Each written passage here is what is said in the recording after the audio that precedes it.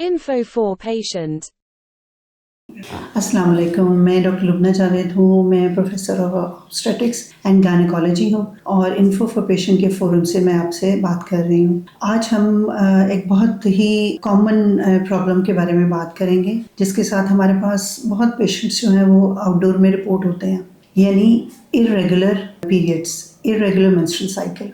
बहुत से पेशेंट्स हैं जिनको के पीरियड्स इनके नॉर्मल भी चल रहे होते हैं, तो फिर वो कभी महीना मिस हो गया, 2 महीने मिस हो गए या 3 महीने भी मिस हो जाते हैं। और अदरवाइज कुछ ऐसे पेशेंट्स भी हैं जिनको 15 दिन के बाद, 12 दिन के बाद, 10 दिन के बाद पीरियड्स आना शुरू हो जाते हैं। सो इसको इर्रेगुलर पीरियड्स कहते हैं। अब हम पहले ये बात कर लेते हैं कि नॉर्मल पीरियड्स क्या हैं, तो फिर हम इर्रेगुलरिटी की बात करेंगे। नॉर्मल पीरियड्स हमारे 2 से 8 दिन तक रहते हैं हर महीने, यानी 28 डेज साइकिल होता है। बट 21 दिन से लेके 35 दिन तक हम इसको नॉर्मल समझते हैं। इससे ज़्यादा अगर डिविएशन आ जाए, यानी 21 दिन से पहले आ जाए या 35 डेज से बाद में आ जाए, तो ये इरेगुलरिटी के ज़ुमरे में आएगा। या मिस हो जाएं पीरियड्स, तो ये इरेगुलरिटी की। थोड़ा सा मैं जिक्र करना चाहूँगी कि पीरियड्स के साइकिल का रेगुलेशन कैसे होती है। तो इसकी रेगुलेशन के लिए हमारे ब्रेन से हार्मोन्स रिलीज होते हैं, पिट्यूटरी से, विच एक्ट्स जो इफेक्ट करता है। ईस्ट्रोजन और प्रोजेस्टेरोन रिलीज होता है ओवरी से। सो ओवरी इफेक्ट करेगी, ओवरी से एग रिलीज होगा और ओवुलेशन उसको हम कहते हैं। तो पहले फेज में ईस्ट्रोजन रिलीज होता है, दूसरे में प्रोजेस्टेरोन रिलीज होता है। वो फिर यूट्रस के ऊपर इफेक्ट करेंगे और फिर जब हार्मोन्स का विड्रॉल होगा तो शेडिंग हो जाती है यूट्रस की लाइनिंग की, जिसको हम पीरियड्स कहते हैं या मेंस्ट्रुअल फेज कहते हैं। अब इसमें अगर प्रॉब्लम आ जाए, यानी एग प्रॉपर ना बने, एनोवुलेशन जिसको हम कहते हैं, तो पीरियड्स इरेगुलर हो जाएंगे, उससे देर से पीरियड्स आएंगे। और समटाइम्स उसमें ये भी होता है कि बीच में ब्रेक थ्रू ब्लीडिंग, यानी बीच में कभी कभी ब्लीडिंग होने लग जाती है। सो ये कॉमनली भी किसी प्रॉब्लम के तकलीफ के बगैर भी ये हो सकता है। फॉर एग्जाम्पल टीनेज गर्ल्स हैं जो मेनार्की या पीरियड्स की एज पे पहुंचती हैं, उनमें शुरू में पीरियड्स, आप सबने नोट किया होगा कि पीरियड्स इरेगुलर रहते हैं। तो 1-1.5 साल लग जाता है उनके पीरियड्स को नॉर्मल होने में। उसमें हम ये कहते हैं कि उनका ये जो एक्सिस है पीरियड्स का, जो मैंने भी बात की कि हाइपोथैलेमस पिट्यूटरी ओवेरियन एक्सिस, इसको रेगुलर होते हुए इतना टाइम लग जाता है। सो शुरू के 1-1.5 साल उनके पीरियड्स थोड़ा इरेगुलर रहेंगे। सो तब परेशान होने की बात नहीं है, क्योंकि ये एक नॉर्मेलिटी का पार्ट है। इसके अलावा मेनोपॉज के करीब जब एग्स की नंबर, अमाउंट डिक्रीज हो जाता है, तो तब भी इरेगुलर पीरियड्स होने लग जाते हैं। उसके अलावा कुछ लोगों ने जिन्होंने कॉपर्टी रखवाई होती है, उनको भी इरेगुलर पीरियड्स हो जाते हैं। ब्रेस्ट फीडिंग कराते हुए भी पीरियड्स इरेगुलर हो जाते हैं। बहुत से लोगों को कई महीने पीरियड्स नहीं आते। वो चीज़ें हैं जिसमें कोई प्रॉब्लम नहीं है, कोई यानी डिजीज़ नहीं है या पैथोलॉजिकल रीज़न नहीं है। और कई दफ़ा ऐसा भी होता है कि पेशेंट को पता ही नहीं होता, उसका पीरियड मिस होता है तो वो परेशान होती है कि क्यों मिस हुआ, और तो वो प्रेग्नेंट होती है। सो ये physiological reasons of miss periods और इरेगुलर पीरियड्स आ जाती है। अब हम बात करेंगे कि इसकी पैथोलॉजिकल रीजंस क्या हैं, कि जिनमें प्रॉब्लम्स हो रही हैं वो क्या। उसमें पहले आ जाता है वेट चेंज। वेट का बहुत ज़्यादा बढ़ना या बहुत ज़्यादा कम होना, दोनों ही पीरियड्स को इरेगुलर कर देते हैं। ओबेसिटी जो है, उससे पीरियड्स की इरेगुलरिटी बहुत कॉमन है और आजकल यंग बच्चियों में ये चीज़ बहुत देखने में आ रही है, जिसके लिए हमारा लाइफस्टाइल जो है वो बहुत ज़्यादा रिस्पॉन्सिबल है। सो इन बच्चों में पीसीओएस यानी पॉलीसिस्टिक ओवेरियन डिजीज बहुत ज़्यादा पाई जाती है। पॉलीसिस्टिक ओवेरियन डिजीज में इंसुलिन रेजिस्टेंस होती है, एग मैच्योर नहीं होता, छोटे छोटे एग्स बनते हैं ओवरी में, तो हार्मोन्स की जो मिकदार है या उनका रोल है वो सफिशिएंट नहीं होती। सो उनके पीरियड्स जो हैं वो इरेगुलर हो जाते हैं और साथ साथ वेट गेन भी इसको फर्दर इसको ज़्यादा कर देता है, इंक्रीज कर देता है। सो चेंजेस इन द वेट। और दूसरी तरफ आपने देखा होगा कि जो बहुत ज़्यादा वेट रिड्यूस होता है, कि जिनसे कुछ खाया नहीं जाता या जिनका बहुत रैपिडली और वेट में कमी हो, ख़ास तौर पे आप देखेंगे जो एथलीट्स होते हैं, जो लॉन्ग डिस्टेंस रनर्स या मैराथन वाले, उनके पीरियड्स भी बहुत इरेगुलर हो जाते हैं। सो दोनों तरफ ही वेट का बहुत ज़्यादा बढ़ना या बहुत ज़्यादा कम होना पीरियड्स की इरेगुलरिटी कर सकता है। इसके अलावा थायराइड की प्रॉब्लम, जिगर के कुछ मसाइल, कुछ लोगों में जिन्होंने हार्मोन कंटेनिंग डिवाइसेस रखवाई होती हैं, जिसको हम ज़बान में मायरीना कहते हैं, उससे भी, और उसके अलावा progesterone containing contraceptive methods use करते हैं, जैसे कि पिल्स होती हैं, बाजू में रखवाने वाला जो पैलेट होता है जिसको हम जिडायल या इम्प्लानॉल कहते हैं। तो इन सब से भी इरेगुलर और मिस्ड पीरियड्स जो हैं वो हो सकते हैं। अब अगर मिस्ड पीरियड्स हो गए हैं तो इसमें क्या कॉम्प्लिकेशंस हो सकती हैं? अगर पीरियड्स मिस होते हैं, ओवुलेशन प्रॉपर नहीं होती, तो उसके साथ बहुत सी प्रॉब्लम्स भी एसोसिएटेड हो सकती हैं। जैसे लेटर ऑन जाके इन लाइफ इससे ओबेसिटी तो होती ही है, उसके अलावा यूट्रस की एंडोमेट्रियम के कैंसर के चांसेस और ऑस्टियोपोरोसिस के चांसेस जो हैं वो भी बढ़ जाते हैं। और क्योंकि एग नहीं बनता, इसलिए फर्टिलिटी यानी प्रेगनेंसीज होने में भी प्रॉब्लम हो जाती है। अच्छा, अब हम बात करेंगे कि इसको डायग्नोज कैसे करना है।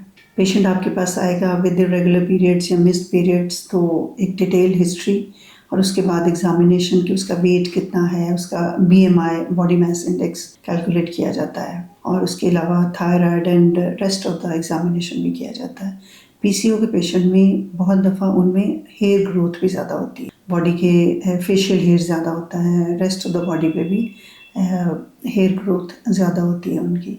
इसी तरह थायराइड की कोई प्रॉब्लम है तो उसको देखा जाता है, और बाकी चीज़ें भी जिनकी मैंने बात की उन सब के वास्ते से सारा डिटेल चेकअप किया जाता है। फिर कुछ हार्मोन्स के टेस्ट कराने की भी ज़रूरत पड़ जाती है, और अल्ट्रासाउंड भी बहुत हेल्पफुल होता है पॉलीसिस्टिक ओवरीज को डायग्नोज करने में। ट्रीटमेंट क्या है?